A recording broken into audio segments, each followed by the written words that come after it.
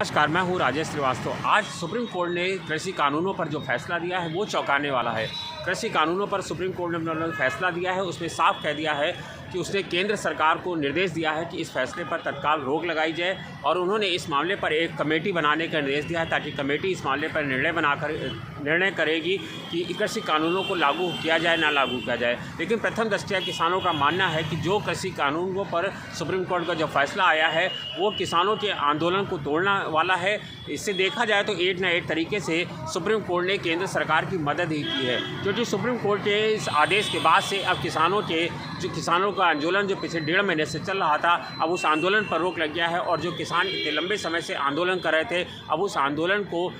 थम जाएगा और आंदोलन को ख़त्म कर दिया जाएगा और दोबारा ऐसा आंदोलन खड़ा हो पाना मुश्किल है। दूसरी तरफ कमेटी बनाने का जो निर्देश दिया गया है उससे भी किसानों को पलीता लगाया गया है, क्योंकि एक कमेटी के लोगों को समझाना या उन्हें राज़ी करना बेहद आसान होता है, जबकि किसानों के बड़े समूह को समझाने के अलावा। इसके अलावा आपको बता दें, जबकि किसान जो आंदोलन कर रहे थे वो मांग कर रहे थे कि